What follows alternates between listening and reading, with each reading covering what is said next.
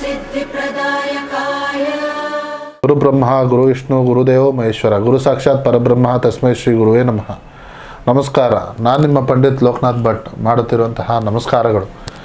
ಇವತ್ತಿನ ಈ ವಿಡಿಯೋದಲ್ಲಿ ಆಗಸ್ಟ್ 12ನೇ ತಾರೀಕಿನ ನಂತರ ನಾಗರ ಅಮಾವಾಸ್ಯೆ ಇದೆ ಹಾಗೂ ಇದನ್ನು ಆಷಾಢ ಕಳೆದು ಶ್ರಾವಣ ಮಾಸ ಅಂತ ನಾವು ಕರಿತೇವೆ. ಈ ಶ್ರಾವಣ ಮಾಸದಲ್ಲಿ ಸಿಂಹರಾಶಿಯವರ ಭವಿಷ್ಯ ಹೇಗಿದೆ ಈ ವಿಡಿಯೋದಲ್ಲಿ ನಾನು ತಿಳಿಸ್ಕೊಡ್ತಾ ಇದ್ದೇನೆ.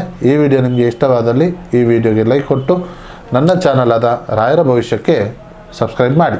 ಮೊದಲಿಗೆ ಉದ್ಯೋಗದ ವಿಚಾರದ ಬಗ್ಗೆ ನೋಡೋ ಹಾಗಿದ್ರೆ, ಕೆಲಸದ ಜಾಗದಲ್ಲಿ ನಿಮ್ಮ ಹೆಸರು ಕೇಳಿ ಬರುತ್ತದೆ. ಆದರೆ ಅದೇ ಸಮಯದಲ್ಲಿ ನಿಮ್ಮ ಕೆಲಸದಲ್ಲಿ ಸಣ್ಣ ಪುಟ್ಟ ಒಂದು ತಪ್ಪನ್ನು ಹುಡುಕುವಂಥ ಪ್ರಯತ್ನವನ್ನು ಮಾಡ್ತಾರೆ. ಕೆಲವರಿಗೆ ಹೊಸ ಜವಾಬ್ದಾರಿ ಅನ್ನೋದು ಸಿಗಬಹುದು. ಆದರೆ ಕೋಪದಲ್ಲಿ ಹಾಗೂ ಅಹಂಕಾರದಲ್ಲಿ ನಿಮ್ಮ ಸಹೋದ್ಯೋಗಿಗಳ ಜೊತೆಗೆ ಮಾತನಾಡಿದರೆ ನಿಮ್ಮದೇ ಹೆಸರು ಹಾಳಾಗುವಂಥದ್ದು ಸಾಧ್ಯತೆ ಇದೆ. ಇನ್ನು ವ್ಯಾಪಾರ ಮಾಡೋರಿಗೆ ಹೊಸ ಸಂಪರ್ಕಗಳು ಸಿಗಬಹುದು. ಆದರೆ ಪ್ರತಿಯೊಬ್ಬರು ನಿಮ್ಮ ಒಳಿತನ್ನೇ ಬಯಸ್ತಾರೆ ಅಂತ ತಿಳ್ಕೊಳಕ್ ಹೋಗಬೇಡಿ. ಯಾರಾದರೂ ಸಿಹಿಯಾದ ಮಾತಾಡಿ ದೊಡ್ಡ ಲಾಭವನ್ನ ಹೇಳಿದರೆ ಸ್ವಲ್ಪ ಹಿಂದೆ ಸರಿದು ಯೋಚನೆಯನ್ನ ಮಾಡಿ.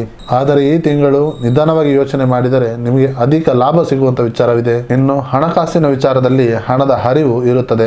ಆದರೆ ಬಂದ ಹಣ ತಕ್ಷಣವೇ ಖರ್ಚಾಗುವಂತ ವಿಚಾರವಿರುತ್ತದೆ. ಆದರೆ ಒಂದು ಕಡೆ ಹಣದ ಆದಾಯ ಹೆಚ್ಚಾದರೆ ಇನ್ನೊಂದು ಕಡೆ ಖರ್ಚಿನ ಹರಿವು ಕೂಡ ಅಷ್ಟೇ ಖರ್ಚಾಗುವಂಥ ವಿಚಾರವಿದೆ. ಯಾರಿಗಾದರೂ ಸಾಲ ಕೊಡಬೇಕಂತ ಹೇಳಿದ್ರೆ ಅಥವಾ ಯಾರಿಗಾದರೂ ಗ್ಯಾರಂಟಿ ಕೊಡಬೇಕು ಅಂತ ಹೇಳಿದ್ರೆ ತುಂಬ ಹುಷಾರಾಗಿ ಯೋಚನೆ ಮಾಡಿ ನಿರ್ಧಾರವನ್ನು ತೆಗೆದುಕೊಳ್ಳಿ. ಇನ್ನು ನಿಮ್ಮ ಕುಟುಂಬಕ್ಕೆ ನಿಮ್ಮ ಮಾತಿನಲ್ಲಿ ಬೆಲೆ ಅನ್ನೋದು ಇರುತ್ತದೆ. ಆದರೆ ಎಲ್ಲರೂ ನಿಮ್ಮ ಅಭಿಪ್ರಾಯವನ್ನು ಒಪ್ಕೊಳ್ಳೇಬೇಕು ಅನ್ನೋ ಹಠ ಅನ್ನೋದು ಮಾಡಲಿಕ್ಕೆ ಹೋಗಬೇಡಿ. ಚಿಕ್ಕ ವಿಷಯವನ್ನ ದೊಡ್ಡದಾಗಿ ಮಾಡಿಕೊಂಡ್ರೆ ಮನೆಯ ವಾತಾವರಣ ಹಾಳಾಗುತ್ತದೆ.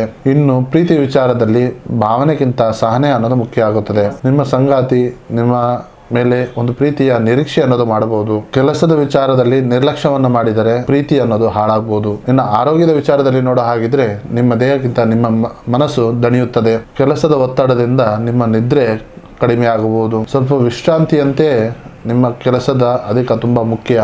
ಈ ಶ್ರಾವಣ ಮಾಸದಲ್ಲಿ ನಿಮ್ಮ ಕೆಲಸದಲ್ಲಿ ಸ್ಥಿರತೆ ಅನ್ನೋದು ಕಂಡು ಬರುತ್ತದೆ. ನೀವು ಪ್ರತಿ ಸೋಮವಾರ ಶಿವನಿಗೆ ಅಭಿಷೇಕವನ್ನ ಮಾಡಿಸಿ ಸೂರ್ಯೋದಯ ನಂತರ ಸೂರ್ಯನಿಗೆ ನೀರನ್ನು ಅರ್ಪಿಸಿ. ನಿಮ್ಮ ಶುಭ ಬಣ್ಣ ಕಿತ್ತಳೆ, ನಿಮ್ಮ ಶುಭ ಸಂಖ್ಯೆ 1. ಸೊ ಇದಾಗಿತ್ತು ಸಿಂಹ ರಾಶಿಯವರ ಭವಿಷ್ಯ. ಈ ವಿಡಿಯೋ ನಿಮಗೆ ಇಷ್ಟವಾದಲ್ಲಿ ಈ ವಿಡಿಯೋಗೆ ಲೈಕ್ ಕೊಟ್ಟು ನನ್ನ ಪೇಜ್ ಆದ ರಾಯರ ಭವಿಷ್ಯಕ್ಕೆ ಸಬ್ಸ್ಕ್ರೈಬ್ ಮಾಡಿ. ಹಾಗೂ ನಿಮ್ಮ ಸಮಸ್ಯೆ ಏನೇ ಇದ್ದರೂ ಸಹ ನೇರವಾಗಿ ಬಂದು ಭೇಟಿಯಾಗಿ ಅಥವಾ ಈ ಕೆಳಕಂಡ ನಂಬರ್ ಕರೆ ಮಾಡಿ. ಧನ್ಯವಾದಗಳು.